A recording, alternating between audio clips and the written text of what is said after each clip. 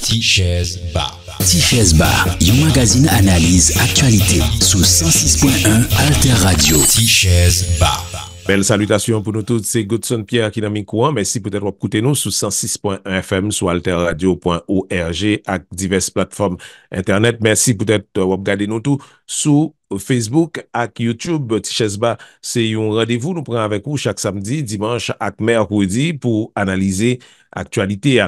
Démarche continuer pour une mission armée internationale vini en Haïti pour protéger en face gang yo qui pas suspend fait sans couler, qui pas suspend mettre de l'eau dans les populations, la désolation dans divers quartiers et puis prend plus territoire pendant que famille yo même yo continue à courir quitter côté yo été et c'est 10 000 déplacés en 9 jours seulement.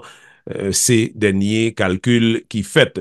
Dans Washington, semaine passée, c'était une autre rencontre entre responsables haïtiens, kenyans et américains sous force Kenya gagné pour le diriger en Haïti. Quelques semaines avant ça, dans le commencement année, groupe expert international qui est l'International Crisis Group préparé un rapport côté li montrer qui gros défi mission Kenyan a gagné en face li en Haïti. Question qui posait, c'est est-ce que mission étranger ça a capable bay gang yo yon campé loin tout bon? Est-ce que gang yo a prêté bras croisés? Comment pour arriver maîtriser yo et après qui ça qui capable fait dans niveau social et politique surtout pour sécurité et la paix tourner une réalité dans diverses zones en Haïti. Problème non compliqué, c'est un coquin défi. International Crisis Group étudie divers aspects dans le dossier pour produire rapport liant. Nous invité sous Tichèze Bar historien Diego Darin, expert International Crisis Group pour Amérique latine et Caraïbes et émission à la fête en français. Bienvenue sous Alter Radio. Rale Tichèze Bar. Diego Darin, bienvenue sur Tichèze Bar dans Alter Radio.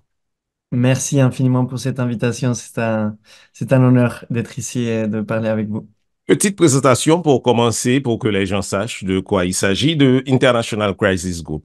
Crisis Group est une organisation à but non lucratif, indépendante, non gouvernementale, qui travaille, son objectif principal, c'est de résoudre et prévenir des conflits armés. Et nous travaillons aussi, bien sûr, pour essayer d'établir, faire des recommandations à différents interlocuteurs pour améliorer la stabilité la politique, la bonne gouvernance. Mais c'est surtout notre focus, c'est de prévenir et résoudre des conflits armés. Nous travaillons en ce moment entre 60 et 70 pays. Et donc, moi, je suis l'expert d'Haïti pour Crisis Group. Et sur Haïti, il me semble que vous travaillez depuis une trentaine d'années. Alors, il y a eu une présence un peu... D'ailleurs, il y avait un bureau même à Port-au-Prince de Crisis Group il me semble que jusqu'à 2015, plus ou moins. Après, par différentes raisons, il n'y a plus eu de bureau. Mais oui, on a eu une attention accrue sur Haïti à différentes périodes, certaines périodes plus que d'autres. Moi, je suis à plein temps sur le dossier depuis 2 ans déjà. Et ce rapport qui est sorti en janvier dernier, les gangs en Haïti, une mission étrangère peut-elle briser leur emprise? Parlez-nous de la démarche de réalisation de ce travail. Peut-être une petite précision sur le titre. On avait une limitation de caractère, donc on ne pouvait pas mettre tout le titre, peut-être qui semblait le plus juste, mais peut-être il aurait fallu dire, est-ce qu'une mission étrangère peut aider ou contribuer à rompre ça, parce que c'est bien sûr une mission de soutien à la police et non pas une mission qui va prendre le dessus ou la première place dans ces opérations. Vous Après, avez c'est très interrogé des difficile. personnes, mobilisé des Donc, ressources, et durant un oui, certain temps pour réaliser ce travail. quant à la méthodologie, c'est un peu, et c'est d'ailleurs pour ça qu'on ne le mentionne pas, c'est un peu la même méthodologie que nous employons pour tous nos travaux que nous publions, qui sont d'ailleurs publics. Chez Crisis Group, tous nos rapports sont consultables sur notre page web. Moi, je parle de manière quotidienne avec des gens en Haïti, que ce soit avec des politiciens, des gens du secteur privé, des personnes de la société civile, des leaders religieux, des conducteurs de bus, des Madame Sarah, des vendeurs informels.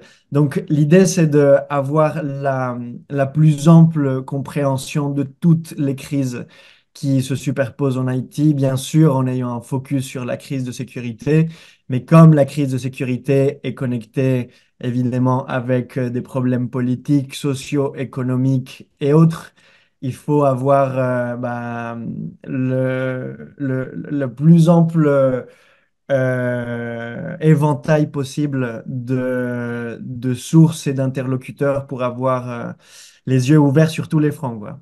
Mm.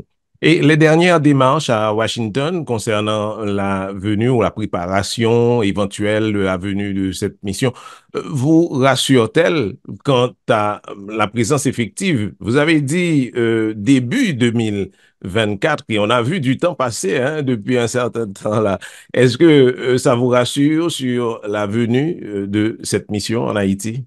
Bah, écoutez, ces dernières réunions qui ont eu lieu à Washington, c'est un signal additionnel qui laisse croire qu'il y a une forte volonté, non seulement du Kenya, bien sûr, qui prendrait la direction de cette mission, mais aussi d'autres partenaires internationaux tels que les États-Unis pour contribuer à surmonter les obstacles auxquels s'affronte la planification et la matérialisation de cette force, notamment le début du déploiement. Normalement, le gouvernement du Kenya s'attendait à ce que le premier contingent de quelques centaines de policiers kenyans puisse arriver sur le terrain en Haïti plus ou moins début février, justement après le feu vert de la haute cour. Mais en ce moment, ils travaillent de manière assez accélérée pour signer cet accord réciproque avec Haïti.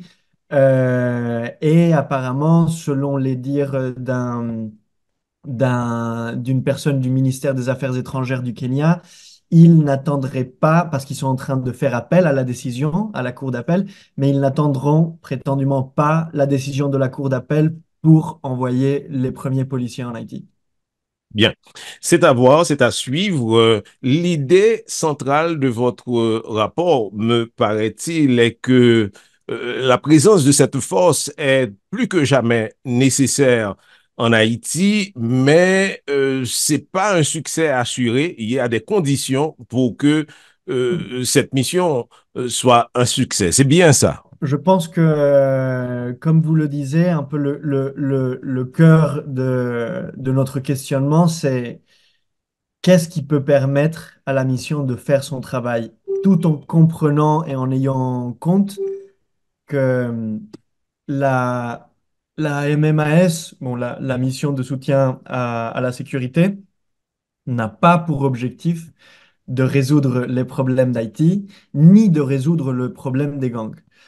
Son mandat est assez clairement établi dans la résolution autorisant la mission du Conseil de sécurité. C'est un mandat en deux volets. La première partie du mandat, c'est de tenter de contribuer, participer à la planification et à la conduction d'opérations contre les gangs, participer à cet effort de la police, donc soutenir la police dans cet effort-là. Et le deuxième volet, qui est le volet, disons, le plus communément connu dans les médias et par les Haïtiens, c'est de protéger les infrastructures critiques et infrastructures d'État d'Haïti. Mais il faut être très clair, la mission ne sera pas limitée à protéger des infrastructures critiques telles que des aéroports, des routes, non. D'ailleurs, la première chose qui est mentionnée dans cette résolution, dans la partie de son mandat, c'est qu'elle doit participer à la planification et à la conduction d'opérations anti-gang. Et donc, ça a évolué parce qu'au début, c'était justement sa mission de protéger, ou bien ce que voulaient faire les Kenyans, c'est protéger les institutions. En fait, c'était plutôt les États-Unis qui avaient cette vision qui proposait, dans un premier temps, d'avoir une mission qui est une empreinte assez minimale, c'est-à-dire qu'elle ne vienne pas envahir, comme beaucoup d'Haïtiens ont peur, qu'il y ait une mission un peu Comme une invasion. oui, c'est-à-dire c'est un peu en réaction à cette peur, j'imagine qu'au début de la planification, il y avait une volonté de circonscrire au minimum possible l'empreinte de cette mission. Donc l'idée était d'abord de reprendre certaines infrastructures critiques telles que, j'imagine, les tribunaux de première instance de Port-au-Prince, la cour de Croix-des-Bouquets, les principaux ports et les zones qui sont autour de ces ports pour pouvoir les entrées et les sorties à Port-au-Prince, toutes les routes qui sont contrôlées en ce moment par les gangs. Mais quand la première mission kenyane a été envoyée en août en Haïti, ils se sont rapidement rendus compte que ce qu'attendaient les Haïtiens, ce n'était pas qu'ils viennent protéger les institutions de l'État, mais aussi qu'ils viennent diminuer les niveaux de violence, essayer de réduire les territoires perdus, comme on les appelle, les territoires contrôlés par les gangs, et vraiment aller dans des opérations frontales contre les gangs pour diminuer leur pouvoir considérablement. Donc, après ces échanges entre les délégations kenyanes, haïtiennes et, et états-uniennes et autres, la planification a un peu changé. C'est ainsi que le mandat mentionne tout d'abord la réalisation d'opérations anti-gang. Sur le mandat, juste une petite remarque, ce n'est pas un mandat de l'ONU, mais la mission a été planifiée au sein de l'ONU et il y a beaucoup d'ambiguïté à ce niveau. Y a-t-il d'autres cas pareils à travers le monde? Oui, donc, comme vous le dites, cette mission n'avait pas été conçue comme une mission de maintien de la paix, comme l'était la MINUSTA, qui avait un mandat beaucoup plus large, qui avait en gros un mandat de stabilisation, qui avait Et qui a été un gros échec. Dans le long terme, il n'y a pas eu, sur le moyen et long terme, il n'y a pas eu de résultats vraiment positifs qui aient pu perdurer dans le temps. Malgré ça, au niveau de la sécurité, au moins, la MINUSTA, elle était arrivée dans ses opérations entre 2006 et 2008 à contrôler assez bien le problème des gangs, notamment à Cité Soleil. Donc oui, certes, bilan assez mitigé de cette mission. Et cette mission, précisément, elle prend la mesure de ce qui a été arrivé de ce que la mission, de ce que la MINUSTA est arrivée à faire ou pas.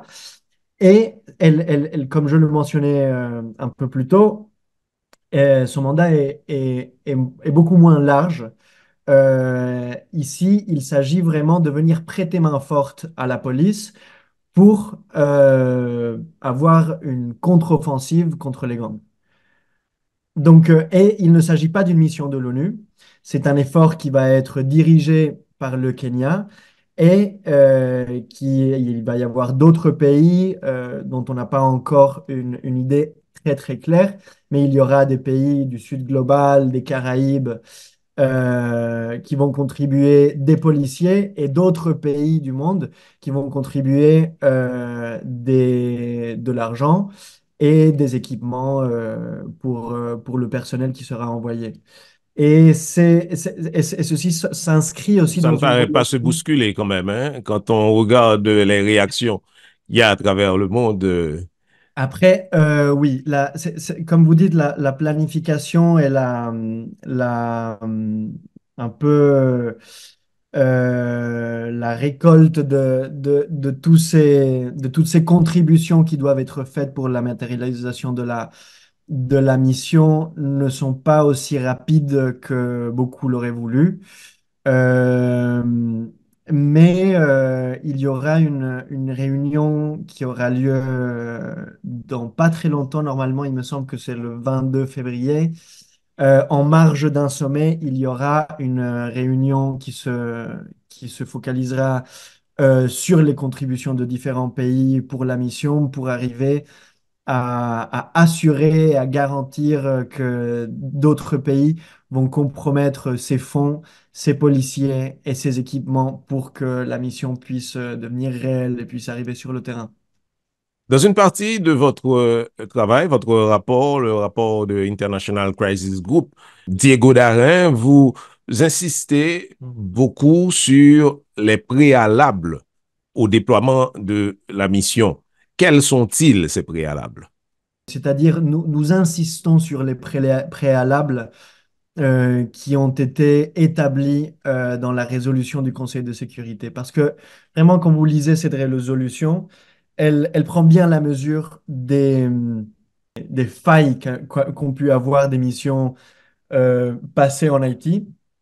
Et elle établit, bien sûr, une bonne quantité de garde-fous et de garanties pour que les troupes soient bien entraînées, qu'il y ait des méthodologies de monitoring, pour faire suivi à tout ce que fait la force sur le terrain pour garantir à ce que tous les agissements du personnel international soient régis par le droit international humanitaire et surtout pour éviter des fautes très très graves et des crimes qui ont été commis par, euh, par des casques bleus par le passé, même si ici, cette fois-ci, il ne s'agira pas de casques bleus, mais de policiers de différents pays qui viendront en Haïti.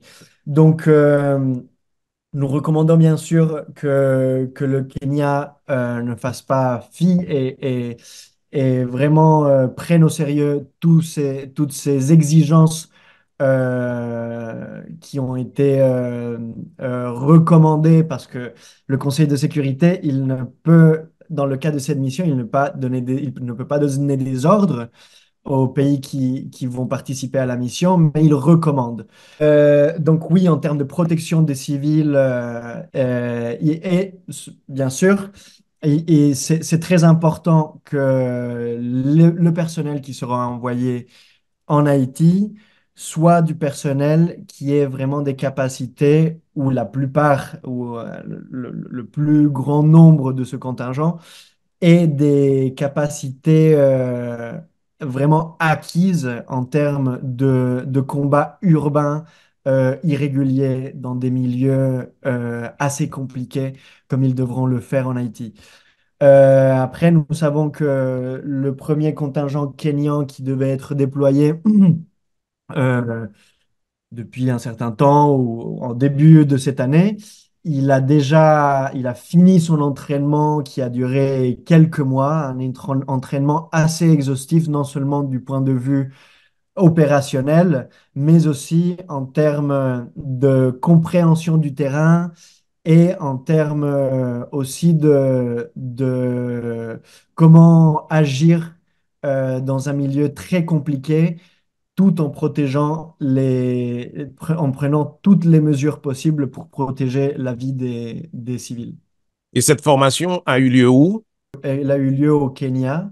Il y a beaucoup d'acteurs qui ont concouru à ces entraînements, des entités très différentes, non seulement, comme je disais, d'un point de vue opérationnel de sécurité, mais aussi droits humains d'un point de vue humanitaire aussi. Vous dites que cette mission ne doit pas se déployer si elle ne dispose pas de formation suffisante, d'effectifs suffisants et d'équipements aussi. C'est-à-dire tout ça doit être réuni préalablement. C'est ce sur quoi travaille en ce moment. Bien sûr, le Kenya, les États-Unis qui vont fournir la plupart des fonds pour cette étape initiale de la mission et d'autres pays qui ont déjà exprimé leur volonté de participer à la mission, telle que la Jamaïque, euh, Bahamas et bon, d'autres pays avant de les mentionner, peut-être il faudrait attendre à avoir cette notification parce que tous les pays qui vont participer à la mission doivent notifier préalablement le secrétaire général. Nous n'avons pas encore eu l'opportunité de lire cette liste de pays qui auraient déjà exprimé leur volonté au secrétaire général de l'ONU de participer à la mission.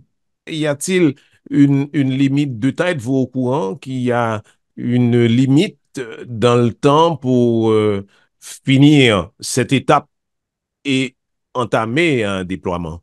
Je pense que c'est une question très compliquée au vu des problèmes juridiques internes auxquels fait face le Kenya, même s'ils disent qu'ils sont assez confiants et d'autres partenaires internationaux aussi qui connaissent bien l'affaire sont assez confiants sur le fait que cette décision négative de première instance au Kenya ne va pas mettre un frein définitif sur la mission.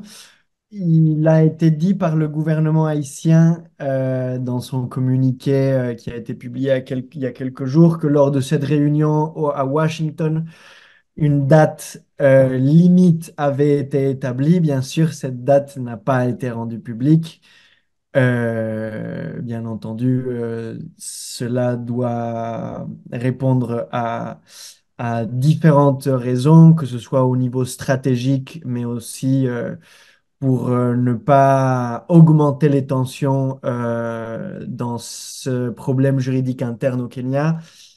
Alors, selon le gouvernement haïtien, oui, il y aurait déjà Hmm. une date limite pour le... Il ne précise pas, mais je pense que ce serait pour le début du déploiement. Parce que bien sûr, le déploiement, il va pas, vraisemblablement, il va pas s'effectuer tout d'un coup, dans une seule journée. Il va s'effectuer d'une manière plus ou moins progressive, avec des premiers effectifs qui vont venir préparer le terrain pour l'arrivée des autres contingents des autres pays. Et parmi les préalables, vous notez aussi l'unité au niveau des forces politiques pour accueillir la mission. Ça, c'est euh, très compliqué aujourd'hui en Haïti, Bien sûr, et parce ça, que les c'est opinions divergent. absolument. C'est un débat extrêmement épineux parce que pour la plupart des Haïtiens, et pour pas dire pour la grande majorité des Haïtiens, la priorité, c'est la sécurité en ce moment. Et avec la plupart des gens avec lesquels je parle, non pas avec des politiciens, mais des gens comme vous et moi, des civils, ils se sentent un peu à l'écart de ces discussions politiques entre pas mal de politiciens traditionnels qui n'ont pas vraiment de soutien populaire. Donc, il y a beaucoup de gens qui se demandent pourquoi est-ce que nous devons attendre à ce que ces messieurs-là, ces messieurs et ces dames-là, se mettent d'accord pour que nous, on puisse avoir un minimum, une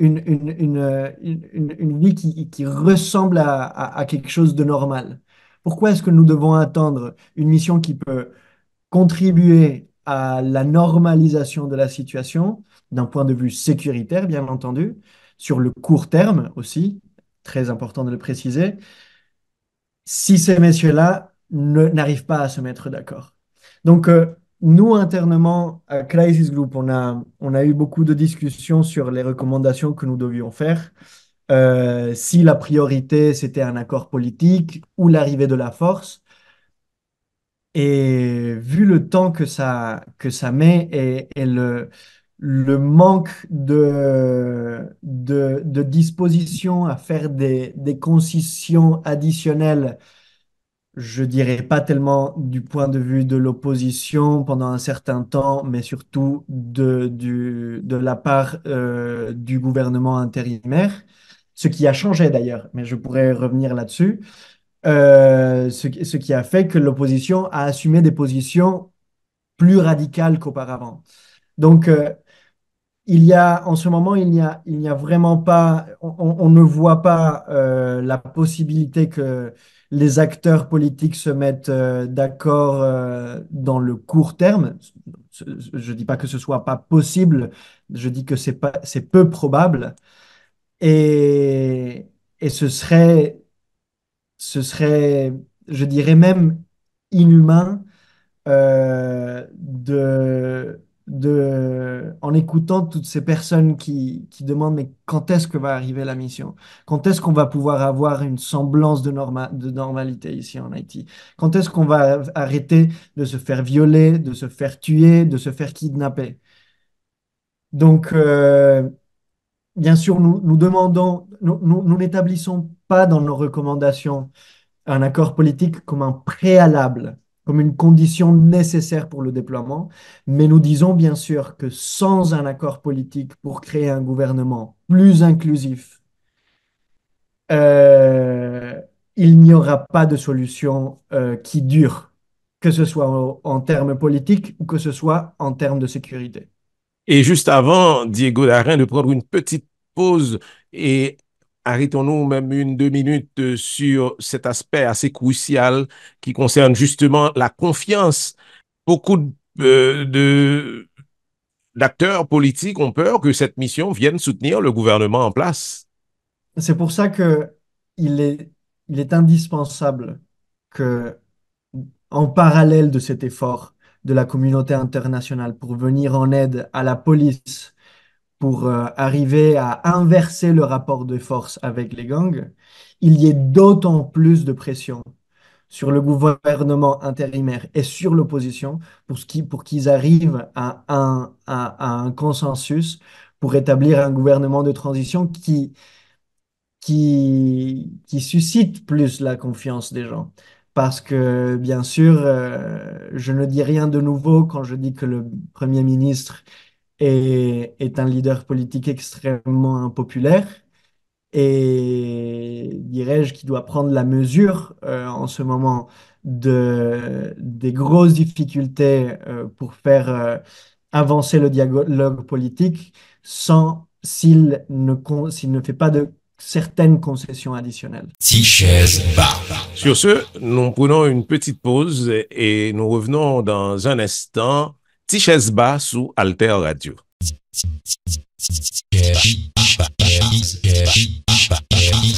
Tichèze Bar.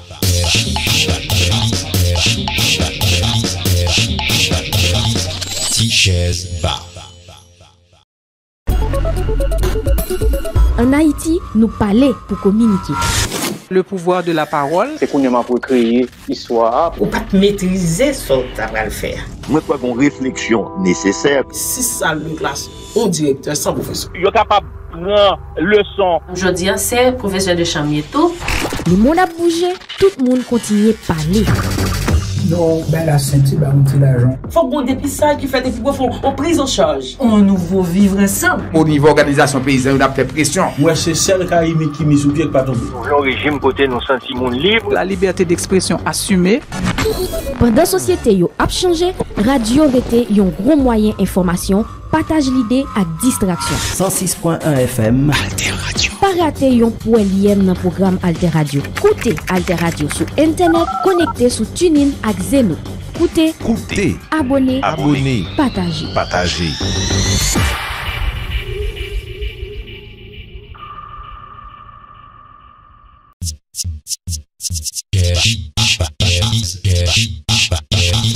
Tichèze Bar.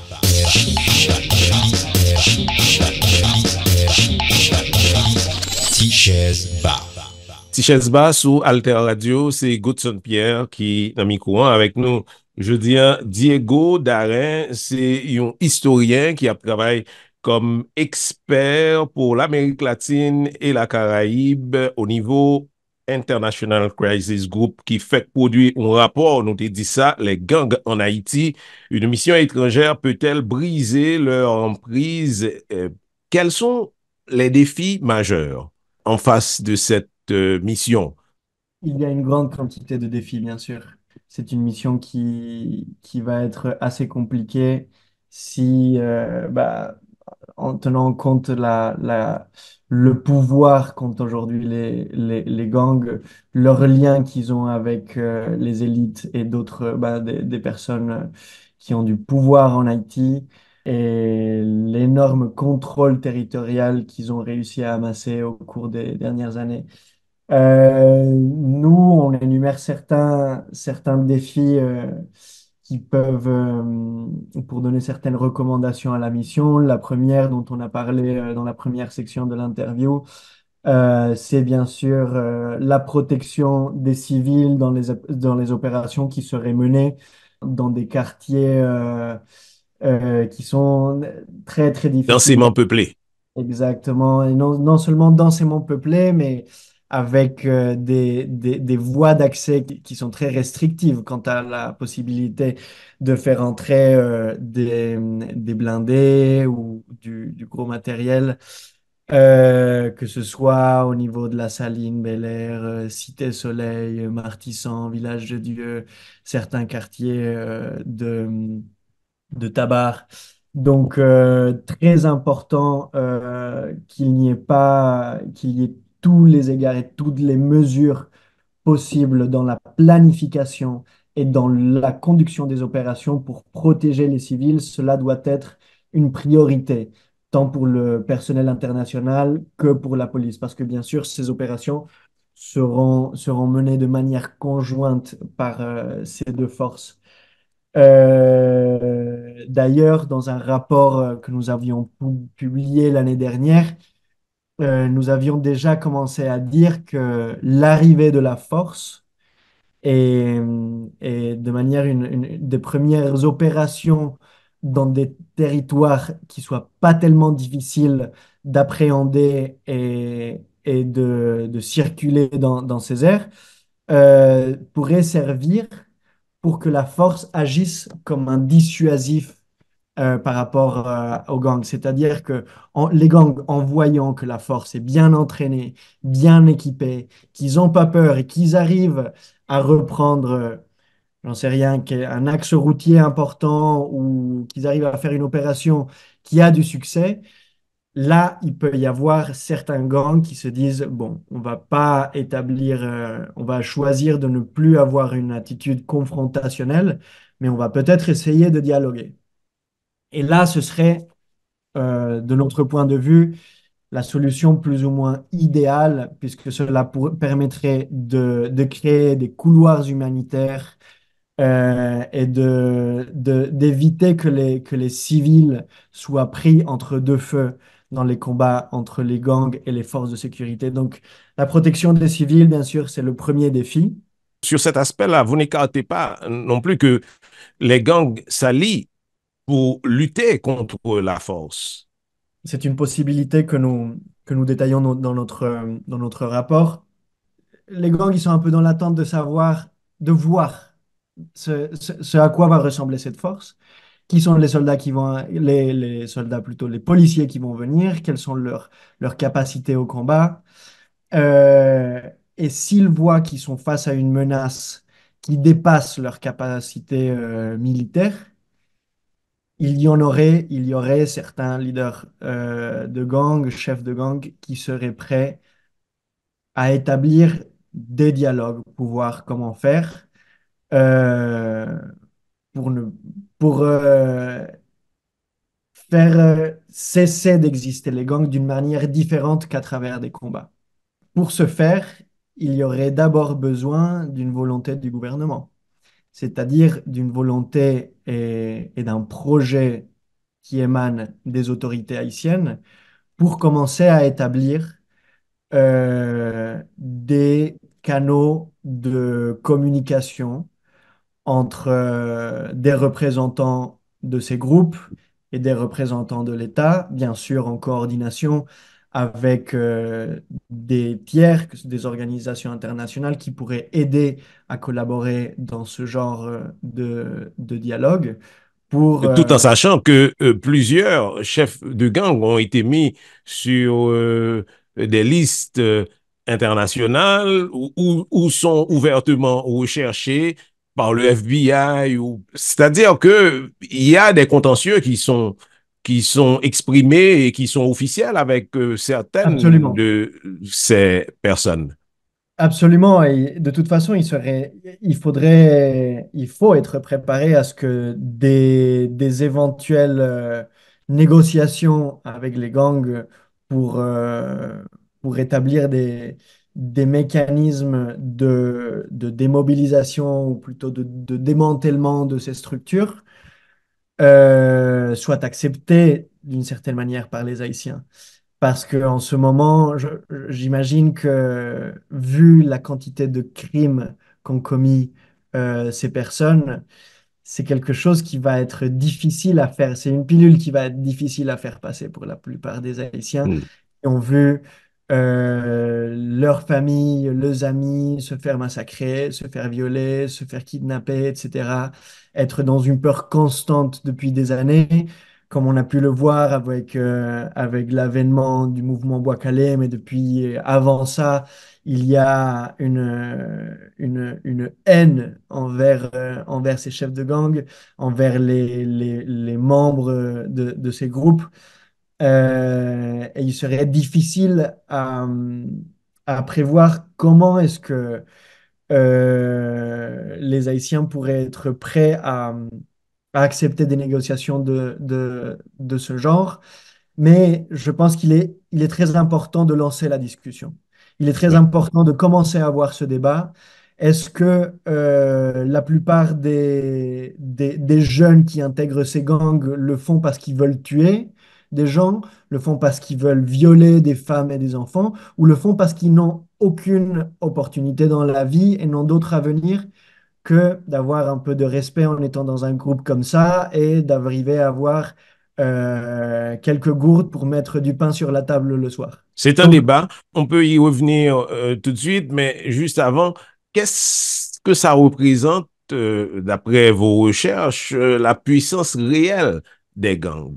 on peut bien sûr l'estimer. C'est difficile à calculer avec précision. D'ailleurs, non, ne serait-ce que essayer de déterminer la quantité de membres de gangs armés qui opèrent dans le pays, dans la zone métropolitaine de Port-au-Prince. Vous dites 300 gangs à peu près. Oui, après, ça, c'est le décompte qui a été établi par les Nations Unies. Mais je pense qu'aujourd'hui, plus que de faire un calcul de combien de gangs opèrent dans le pays, c'est plus important de comprendre les structures hiérarchiques qui existent entre différentes structures armées et le jeu de coalition qui s'est enclenché depuis plus ou moins 2020 quand le G9 et le JPEP ont émergé et ont fait complètement changer la manière d'opérer de ces groupes. Donc, oui, il y aurait apparemment 300 de ces structures, mais il y a surtout deux grosses alliances qui opèrent, notamment dans la zone métropolitaine de Port-au-Prince, mais pas que dans la capitale, sont bien sûr que tout le monde connaît le G9 et le JPEP. Le JPEP prend et étend ses territoires de plus en plus, surtout au cours de la dernière année, tandis que le G9 contrôle toujours plus ou moins les mêmes zones. Ils n'ont pas une volonté, on ne constate pas une volonté chez le G9 pour le moment d'étendre plus que ça ces territoires, mais plutôt de se protéger, de protéger les territoires qu'ils contrôlent depuis un certain temps des attaques de gangs rivaux, d'autres, de la coalition rivale. Ce qui ne veut pas forcément dire que le G9 est plus faible que le JPEP. Ils ont des manières d'opérer différentes. Ils ont des manières de contrôler la population qui habite dans les zones qu'ils occupent de manière très différente. Ils ont un rapport différent avec les civils. Aussi, bien sûr, avec certains membres des élites. Et de toute façon, il n'y a pas une homogénéité au sein de chaque coalition. Et ces coalitions ne sont pas vraiment des coalitions, c'est plus des alliances de circonstances et stratégiques qui sont très fluctuantes et qui, comme vous le savez, changent avec le temps. Comme on a pu le voir dernièrement, il y a quelques gangs qui faisaient jusqu'à il y a peu partie du G9 qui commencent à rompre ses liens avec le G9 et qui commencent à être du côté du JPUP. Donc voilà, mais il est important de dire que c'est des structures armées qui sont bien plus professionnelles et mieux équipées et mieux armées que celles qu'avaient vues d'autres missions internationales telles que la MINUSTAH. Et vous soutenez, je tiens à le souligner, que l'élimination physique des chefs de gang ou des membres importants de gang ne résoudrait pas le problème. Bah, bien sûr, c'est ce qu'on a vu avec la MINUSTAH. Il y a eu des opérations très effectives contre les plus importants leaders de gang de Cité Soleil. Des centaines de membres de gang importants les uns, pas très importants les autres, mais des membres de gang quand même qui ont été emprisonnés, arrêtés puis emprisonnés, qui, une grande partie d'ailleurs, ont été libérés des prisons avec le tremblement de terre de 2010, mais bon. Mais le fait d'éliminer de l'équation le haut de la hiérarchie d'une structure armée, ne garantit pas que la structure armée ne va pas continuer à exister. D'ailleurs, il peut avoir des effets adverses, des effets non voulus d'une telle stratégie, c'est-à-dire que, comme nous avons pu le voir, dès qu'il y a un leader de gang qui meurt, parfois il y a des combats qui s'en suivent pour déterminer qui va prendre le pouvoir et qui va prendre la place et va avoir l'autorité pour remplacer le chef de gang qui a été soit arrêté, soit qui est mort, soit qui a été assassiné. Donc, non seulement une stratégie qui vise uniquement les chefs et les lieutenants des gangs ne va pas être effective pour démanteler ces structures, mais aussi il serait très naïf de croire que tous les membres de gangs vont pouvoir être mis en prison. En ce moment, il y a... Vous savez, on est très interpellé en Haïti par la méthode, la démarche salvadorienne. Bien sûr, c'est un modèle qui a un grand attrait dans des pays qui traversent des crises de sécurité très graves comme c'était le cas au Salvador jusqu'à il y a quelques années. Après, il faut se poser des questions sur le fait si ce modèle d'emprisonnement massif est soutenable dans le temps. C'est-à-dire qu'il peut avoir, bien sûr, des effets très concrets et visibles, surtout pour les civils qui se sentent au Salvador pour la première fois depuis des années en sécurité dans des zones qui ne l'avaient pas été depuis des années. Mais il faut se demander quels vont être les effets au moyen et long terme de cette politique. Est-ce qu'il va être soutenable d'un point de vue stratégique, d'un point de vue économique et d'un point de vue de sécurité en général? Mais bon, de toute façon, c'est pas du tout le cas. Je pense que même s'il y avait la volonté de faire ce qu'a fait Bukele en Haïti, l'État haïtien n'a pas le budget pour faire ça. En ce moment, le système carcéral est complètement débordé. Il y a une population carcérale de plus ou moins 11 800, environ 12 000 personnes emprisonnées, dont 86 ou 87% n'ont pas encore vu un juge. Donc, il serait naïf de croire que les membres de gang pourront être processés, jugés et puis emprisonnés. Il n'y a pas la capacité judiciaire, il n'y a pas la capacité dans les prisons. Donc il faut envisager une solution alternative. Il faut se demander qu'est-ce qu'on va faire avec tous ces jeunes qui font partie de ces gangs, qui peut-être pour la plupart d'entre eux n'ont pas vraiment une volonté d'être dans ces structures, mais qui maintenant se voient d'une manière ou d'une autre ancrés dans ce jeu de guerre et dont il faut les extraire. Donc, Et vous il est très prenez, il me important. semble, la démobilisation des Ben, gangs. nous l'avons décrit comme démobilisation dans notre rapport. Après, il y a d'autres institutions qui l'appellent plutôt démantèlement. Mais au-delà du débat autour des termes, il s'agirait bien sûr de établir des moyens de communication et de dire, bon, nous sommes les autorités haïtiennes. euh, Qu'est-ce que vous voulez au niveau des soldats, des chefs de gang? Quelles sont vos demandes? Et on verra ou pas si on peut les entendre, si c'est du n'importe quoi.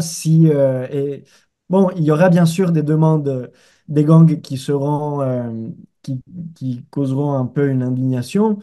Mais il faut tenter des dialogues. Il faut tenter des dialogues pour essayer de sortir de cette impasse sans qu'il y ait des affrontements dont, bien sûr, très certainement, il y aura des victimes civiles. Et alors, quelles sont les conditions pour que cela réussisse, puisque quand même, sur les 20 dernières années, plus ou moins, on a expérimenté le démantèlement, la démobilisation de groupes armés. Et voilà où on en est aujourd'hui. Cela veut dire que ça n'a pas eu beaucoup de succès, sinon que sous le gouvernement de Préval, on a vu une parenthèse d'apaisement, mais après, il y a eu d'autres mises en place qui n'ont pas donné de résultats du tout. Oui, mais j'aurais tendance à dire que cette période d'apaisement dans la période Préval, euh, tenait plutôt à la stratégie qu'avait établie le tournant dans la stratégie de la MINUSTAH qui a décidé, lorsque Préval a été élu et qu'il a proposé des négociations aux gangs, que les gangs ont refusé de prendre la main tendue par le gouvernement et qu'ils ont lancé les opérations, surtout à Cité Soleil, comme on l'avait dit. C'est les opérations qui ont contribué à la diminution du pouvoir des gangs et donc à l'apaisement qu'il y avait eu dans les années qui ont suivi ces premières interventions qui ont eu lieu en 2007. Mais je dirais que il y a beaucoup à apprendre des processus de démobilisation, de démantèlement qui ont été tentés en Haïti par le passé pour vraiment établir des mécanismes qui soient sérieux, qui soient ambitieux. Il Et faut des interventions publiques parallèles qui accompagnent ces opérations.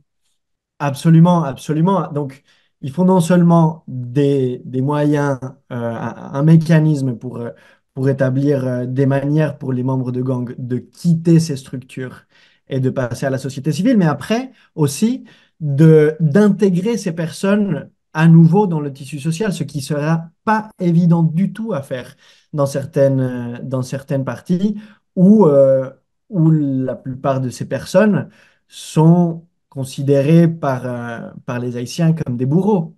Donc, il faut une forte intervention des structures de l'État, il faut des programmes de réintégration très robustes, très bien pensés et très bien conçus au niveau de chaque lieu où ils vont être implantés. Il ne faut pas venir implanter des modèles étrangers sur la réalité haïtienne, ni le même modèle va pouvoir être le même, j'en sais rien, à Martissan qu'à Savien. Il faut avoir des études sur le terrain pour comprendre comment est-ce que on peut reconstruire ce tissu social? Mais reconstruire le tissu social, c'est pas la fin de l'affaire non plus. Il faut aussi donner des opportunités de travail à toutes ces personnes qui sont pour la plupart d'entre elles, dans une misère presque totale, pour qu'il n'y ait pas de raisons économiques de certains de ces personnes pour recréer des structures criminelles. Et d'autre part, la police elle-même aussi doit être renforcée, c'est ce que vous dites, et il faut une aide robuste à la police, et même vous prônez une forme de police de proximité. Il y a eu beaucoup de débats sur comment faire en Haïti une police de proximité, une police communautaire. Il faut faire atterrir ces débats avec des stratégies concrètes, avec un plan de sécurité au niveau surtout urbain, mais pas que. Mais aussi renforcer la police ne passe pas que à travers ça. La police est dans un piteux état, tout le monde le sait en Haïti. Il y a actuellement moins de 10 000 policiers actifs pour une population de 12 millions. Il n'y a pas d'armée qui soit mobilisée. Donc c'est la seule force de sécurité qui soit active dans le pays. Pour arriver aux standards recommandés au niveau Puis les international, infrastructures ont été détruites dans plusieurs les quartiers, dans plusieurs infrastructures qui régions. ont été détruites. Pour arriver à des standards qui sont recommandés au niveau international, il faudrait avoir une police pour 12 millions d'habitants. Il faudrait avoir une police d'au moins 25 000 effectifs. Et de 25 000 effectifs qui sont de véritables policiers, c'est-à-dire de gens qui ne collaborent pas avec les gangs. Parce que aujourd'hui, il y a une grande quantité des effectifs de la police qui ont des liens différents avec les gangs, mais qui ont des liens. Certains qui sont en collusion avec eux, qui collaborent, et certains autres qui se voient par la force des choses, par le lieu où ils habitent, par les gens qu'ils connaissent, de collaborer de force avec les gangs. Donc, il faut faire en sorte qu'il y ait un vetting qui soit vraiment institutionnalisé et qui soit pris en charge à un certain moment et progressivement par la police elle-même, mais que le vetting reprenne avec l'aide du BINU, d'organismes internationaux qui aident la police à mettre en marche ce vetting qui doit être absolument continu et qui ne doit pas seulement se focaliser sur les forces, sur les unités spéciales de la police, mais qui doit être réalisé cet examen doit être réalisé sur tous les policiers qui fassent partie de l'institution pour être sûr qu'il n'y a pas de fuite d'informations et qu'il n'y a pas, oui, pour couper les liens entre les forces de sécurité et les groupes illégaux qui doivent combattre.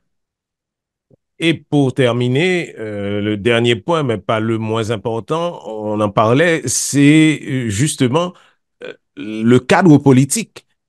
Et pour vous, sans un accord politique, il est impossible de réaliser ces étapes. Disons que le besoin d'un accord politique concerne surtout la marche à suivre au niveau de la restitution, du rétablissement des institutions démocratiques en Haïti. Parce que la mission internationale peut contribuer à diminuer dans le court terme les niveaux de violence euh, en Haïti, mais pour garantir que ces acquis en termes de sécurité vont être durables, il faut avoir une certaine stabilité politique. Et afin qu'il y ait une stabilité politique, il faut rétablir les trois branches de l'État qui sont en ce moment pratiquement dysfonctionnelles. Et il faut bien sûr, mais je dirais que ce n'est pas vraiment la priorité en ce moment, mais il faut à un certain moment qu'il y ait des élections. Qu'il y ait des élections qui soient compétitives, c'est-à-dire qui ne soient pas manipulées par une partie ou une autre, mais qui génèrent aussi de la confiance auprès des Haïtiens. Parce que sinon, ce qu'on risque, c'est d'avoir des élections comme on l'a eu en 2016 où moins de 20% des personnes qui pouvaient voter sont allées voter. Donc, ce qui fait qu'on a un gouvernement qui n'est pas vraiment représentatif et donc à partir de là, il y a des discussions autour de la légitimité du gouvernement. Donc, en ce moment, il est clair que Ariel Henry, le Premier ministre Henry, est un leader qui n'est pas soutenu par une énorme partie de la population, une majorité de la population. C'est un leader qui est impopulaire. Et ne serait-ce que pour cette raison, le gouvernement intérimaire devrait comprendre que pour arriver à faire des élections dans lesquelles la population ait confiance, il faut arriver à un accord avec d'autres forces politiques pour qu'il n'y en ait, dans l'idéal, aucune qui ait une force plus importante qu'une autre pour essayer de manipuler et dévoyer le cours normal des élections pour favoriser un groupe ou un autre. Donc, il est très important que, en parallèle de l'effort international pour restaurer la sécurité avec la mission multinationale, il y ait une pression accrue sur tous les acteurs politiques, y compris, et je dirais notamment sur le gouvernement intérimaire en ce moment, pour qu'ils prennent au sérieux les discussions et pour qu'ils fassent des concessions pour arriver à un schéma de pouvoir où il y ait un peu plus d'équilibre ou un peu plus de, comme on dit en anglais, de checks and balances. Une structure d'État qui permette d'arriver à des élections qui soient crédibles. Tichèze Ba. Eh bien, sous Tichèze Ba, jeudi, nous t'ai gagné avec nous historien Diego Darin, expert international Crisis Group pour Amérique latine et Caraïbes, International Crisis Group, qui fait produit un rapport qui relaie les gangs en Haïti. Une mission étrangère peut-elle briser leur emprise? N'a joindre sur Internet, évidemment. Nous dit tout auditeur et auditrice qui t'a écouté Tichèze Ba, merci en pile. Dans micro, c'est Godson Pierre, semaine prochaine. Et en attendant, nous capables d'écouter émission ça, le nouvelé en podcast sous Mixcloud, Zeno, Apple, Spotify, Google Podcast, Facebook et YouTube.